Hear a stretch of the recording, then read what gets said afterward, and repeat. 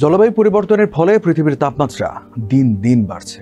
এর প্রভাব শুধু আবহাওয়া নয়, আমাদের শরীর ও মস্তিষ্কেও পড়ছে। বিজ্ঞানীরা বলছেন, অতিরিক্ত গরমে আমাদের মস্তিষ্কের কাজের ধরনেও পরিবর্তন আসছে। বিবিসির এক প্রতিবেদনে বলা হয়, উষ্ণতার কারণে ড্রাফেট সিনড্রোম সহ অনেক স্নায়বিক রোগ দেখা যাচ্ছে। এসব রোগ উচ্চ তাপমাত্রার কারণে আরও বেড়ে যায়।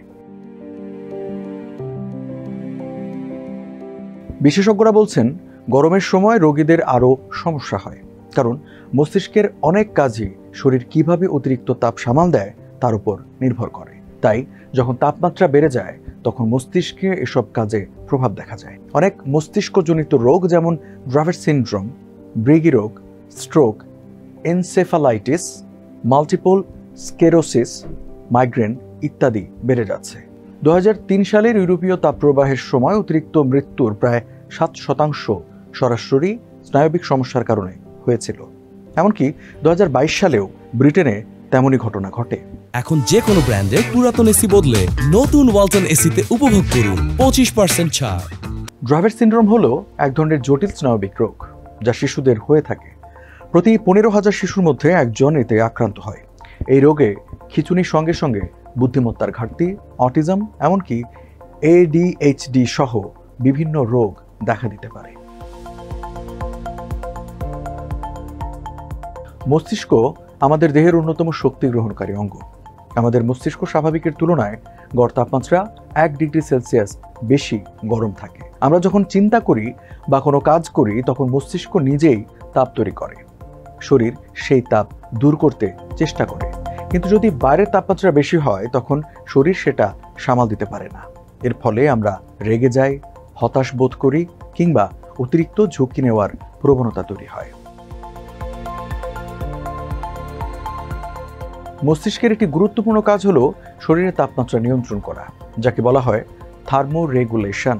কিন্তু মস্তিষ্কের যদি কোনো অংশ ঠিকভাবে কাজ না করে তাহলে এই তাপ নিয়ন্ত্রণের ক্ষমতা নষ্ট হয়ে যেতে পারে। মাল্টিপল স্ক্লেরোসিস নামের রোগে আক্রান্ত কিছু মানুষের শরীরের স্বাভাবিক তাপমাত্রা বদলে যেতে পারে। সিজোফ্রেনিয়া বা মানসিক রোগের ওষুধ যারা খান তাদের তাপমাত্রা নিয়ন্ত্রণে সমস্যা হতে পারে। এতে তাদের হিটস্ট্রোক বা গরমে অসুস্থ হওয়ার ঝুঁকি বেড়ে যায়। ঘুম কম হলে খিঁচুনি প্রবণতাও বাড়ে, আর গরম রাতে ঘুম ভাঙে বেশি। তাপপ্রবাহ আর রাতের গরম আবহাওয়া আমাদের ঘুমকে নষ্ট করে দিতে পারে। ঘুমের অভাব আমাদের মেজাজ খারাপ করে দেয় এবং মানসিক স্বাস্থ্যের উপর প্রভাব ফেলে। বিশেষ করে ব্রিগি রোগে আক্রান্ত অনেক মানুষের জন্য কম ঘুম খিঁচুনির ঝুঁকি বাড়িয়ে দিতে পারে। তাপপ্রবাহের সময় বয়স্ক, বিশেষ করে ডিমেনশিয়ায় আক্রান্ত ব্যক্তিরা বেশি অসুস্থ হয়ে পড়েন। হাসপাতালে ভর্তির হার বেড়ে যায়, এমনকি মৃত্যু হারও বাড়ে। 25টি দেশের স্ট্রোকে মৃত্যুর তথ্য বিশ্লেষণ করে দেখা গেছে, ইসকেমিক স্ট্রোকে আক্রান্ত 1000 মৃত্যুর মধ্যে সবচেয়ে বেশি মৃত্যু হয়েছে গরমের দিনে। বিশ্বব্যাপী স্ট্রোকে মারা যাওয়ার কারণে প্রতি বছর 10,000 মানুষের মৃত্যুর পেছনে তাপ একটা বড় কারণ হতে পারে।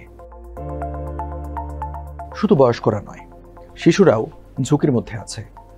অতিরিক্ত গরমে গর্ভবতী মায়ের অকাল শিশুর জন্মের হার প্রায় 26% পর্যন্ত বেড়ে যায়, যার ফলে শিশুর স্নায়বিক বিকাশে সমস্যা হতে পারে। তাপমাত্রা বাড়ার সাথে সাথে মশার বিস্তারও বাড়ছে। গরমের কারণে এখন মশার প্রজনন মৌসুম দীর্ঘ হচ্ছে।